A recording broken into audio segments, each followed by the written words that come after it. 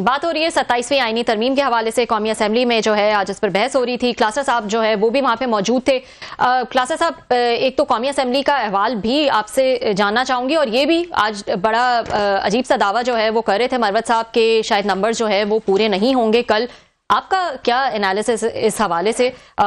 Saint میں تو ہم نے دیکھا کہ ایک پی ٹی آئی کے سیف اللہ ابرو اور جے یو آئی کے احمد خان جو ہیں انہوں نے حق میں ہی جو ہے ووٹ ڈالا ہے, تو ان کی تو ضرورت پڑی سینٹ میں.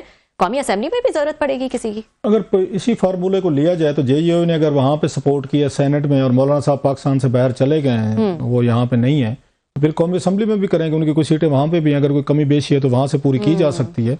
تو اگر کمی بیشی ہوئی بھی صحیح تو میرا خیال ہے وہاں سے کروائیں گے. مجھے لگتا ہے ان کی مروت صاحب زیادہ بہتر جانتے ہیں, پارٹی کے انسائڈر ہیں. حکومت کبھی بھی اتنی اہم ترامیم کو پی ٹی آئی کے لوگوں سے پورا نہیں کروائے گی. مائی ویو اگر کروائے گی تو مزید اپنا کیس پہلے بھی ویک ہے میں سمجھتا ہوں. جس طرح کی چینجز کی جا رہی ہیں, میں نہیں اس میں چینجز جو ہے میرا خیال these are very controversial, not good for, میں یہ میری ذاتی رائے حکومت کے لیے یا ایون ریاست کے لیے, کانسٹیٹیوشن کے لیے, پالیٹکس کے لیے, جمہوریت کے لیے ٹھیک نہیں ہے. That's my point of view and my position on this issue. کہ جس طرح کی چیزیں بلڈوز کی جا رہی ہیں, اور آج انہوں نے مروت صاحب نے بھی کہا کہ سویلین اتھارٹی اسپیشل 243 کے تحت جو سرنڈر کی جا رہی ہے, تو اس کو آئین کو قانون کو بنانے میں بڑے ٹائم لگتا ہوتا ہے. قومیں بنتی ہیں, ملک بنتے ہیں. ابھی مطلب ہے ہمارا وہ حساب ہو سکتا ہے کہ 1 فٹ ہم آگے جاتے ہیں تو 2 فٹ ہم پیچھے جا گرتے ہیں. اب ہمارا بیک ریورس گیئر لگ گیا جو مجھے فیل ہوتا ہے. اور اس وقت پورا فیصلہ کیا ہے زرداری صاحب نے, شہباز شریف صاحب نے, نواز شریف صاحب نے, کہ ہم نے کوئی رجسٹ نہیں کرنا. اسی لیے شاید میرا خیال نواز شریف صاحب کو وزیر اعظم نہیں بننے دیا گیا تھا. میں کم از کم سمجھتا ہوں آج اگر نواز شریف صاحب وزیر اعظم ہوتے تو اس طرح کی پاور شاید وہ سرنڈر نہ کرتے. وہ میں بھی جانتا ہوں ان کو تھوڑا سا لندن میں, اس لیے ان کو قریب سے بھی دیکھا ہے. ان پہ ہم بہت سارے ناقد بھی رہے ہیں, تنقید بھی ہوتی رہتی ہے. سو اب آپ سمجھ سکتے ہیں کہ نواز شریف صاحب ہوتے تو وہ یہ پاورز وہ شاید اتنی ایزیلی بہت ساری جو دی جا رہی ہیں ان کو سرنڈر نہ کرتے. شہباز شریف صاحب کو کوئی فرق نہیں پڑتا. ان لوگوں کو سمپلی اپنے اس سے ہے, یہ جو نعرے مارتے تھے ووٹ کو عزت دو, اچھا اس لیے نواز شریف نعرے مارتے تھے. شہباز شریف صاحب نے تو کبھی نعرہ نہیں مارا نا, لہٰذا وہ کہہ بھی نہیں سکتے مجھے تانا دیں. زرداری صاحب بھی یہ بات نہیں کہہ سکتے جناب کہ مجھے تانا دیں کہ مجھے ووٹ کو عزت دو. تو جو ریزسٹنس آنی چاہیے تھی پیپلز پارٹی کی طرف سے, جس کی طرف آج وہاں پہ ہاؤس میں انہوں نے اسد قیصر صاحب نے بھی حوالہ دیا کہ انہوں نے اس کو بلاول کو یا احمد ولی خان کو ٹانٹس بھی کیا کہ آپ کا نانا جو ہے انہوں نے قانون بنایا, آپ نے اس کا عین بنایا, اس کا بیڑا غرق کر دیا جا آپ نے. بلاول کو انہوں نے کہا ایسے. احمد ولی خان صاحب کو انہوں نے کہا جناب کہ ولی خان صاحب کو پوتے ہیں میرا خیال ہے کہ وہ بھی 73 کانسٹیٹیوشن میں سائن کرنے والے شامل تھے. آج آپ بھی اس عین کی شکل بگاڑنے میں آپ بھی شامل ہیں. سو جو وہاں تقریریں ہوئی ہیں آج, اس سے جو ماحول اور موڈ بنا ہے تو وہ بڑا انٹرسٹنگ موڈ اور ماحول تھا. اگریسو حکومت جو ہے نا, مجھے لگتا ہے کہ یہ 9-10 مئی والی جو وار ہوئی ہے انڈیا کے ساتھ, اس نے بڑا کانفیڈنس دیا, اسٹیبلشمنٹ کو بھی دیا ہے, حکومت کو بھی دیا ہے, بڑے مضبوط ہوئے ہیں یہ. اب وہ والا رویہ نہیں رہ گیا ان کی. اب انہوں نے فیصلہ کیا کہ ہم نے ہارڈ وے سے ان کو ڈیل کرنا ہے, کنسیشن, ہاتھ ملاؤ, دوستی کرو, بات چیت کرو, ان کو بٹھاؤ.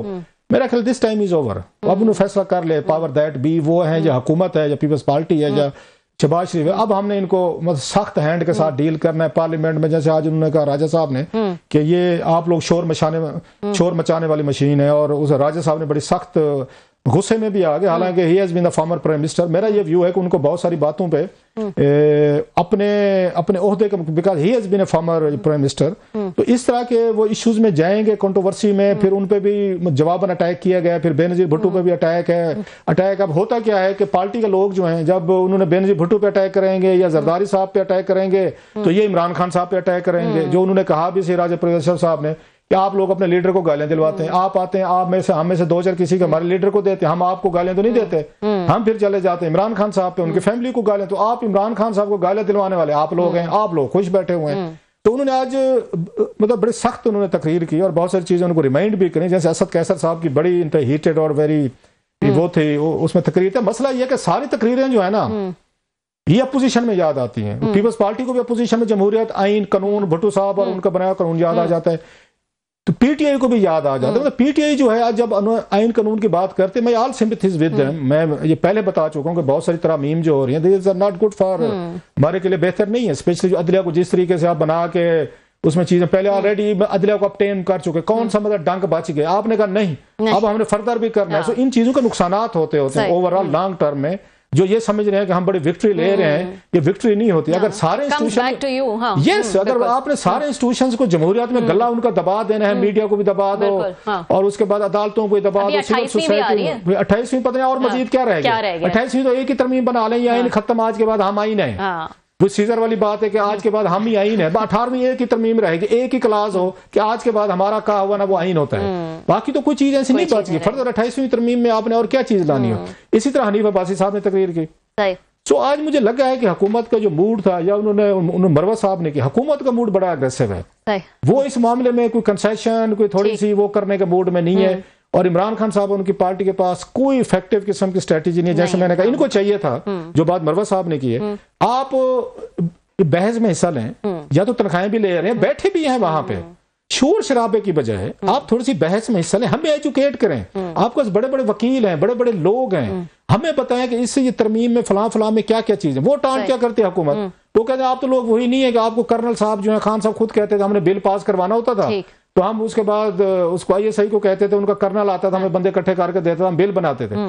जब उनके लोग खड़े होकर ये तकरीरें करेंगे आइन कॉन्स्टिट्यूशन के हिसाब से हुकूमत के लोग जो है वो अटैक करेंगे, लेकिन वो गलत कर रहे थे तो उन्हें उनकी अपनी एक पॉलिटिकल सजा मिल गई है। आज वो बात ठीक कह रहे हैं, हुकूमत में जो भी गलत करते आप आज गलत कर रहे हैं। सो पीपल्स पार्टी जो है इन्होंने लास्टली मुझे लगता है कि इन्होंने एस्टेब्लिशमेंट के शोल्डर यूज करते हुए, ये जरदारी साहब हूं या ये प्राइम मिनिस्टर साहब हूं, ये सारी चीजें इमरान खान के उसमें कंटेस्ट में देख रहे हैं। एक लंबी बहस है, मैं अब जाना नहीं चाह रहा कि जिस इसको एस्टेब्लिशमेंट को 2008 और 2017 में पहले पीपल्स पार्टी और फिर नवाज शरीफ साहब पीछे ले गए थे, एस्टेब्लिशमेंट को पीछे ले गए थे, वो लंबी बहस है।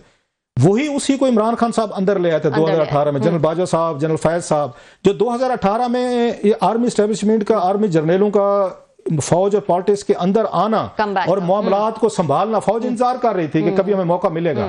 मैं ये समझता हूं पहले इमरान खान साहब ने मौका दिया, अब शहबाज शरीफ साहब ने तो पूरा गेट खोल दिया है। इसका नुकसान अल्टीमेटली जो है ना, ये कल को फिर इनको मसले होंगे, ये फिर कल को हमें जमहूरियत सिखाने आएंगे, तो फिर वोट सिखाने आएंगे ना, खान साहब सीखे। एक साइकिल है जो चल रहा है, साइकिल चल रहा है, आजादी है। उन्हें कहते हैं कि बस ठीक है।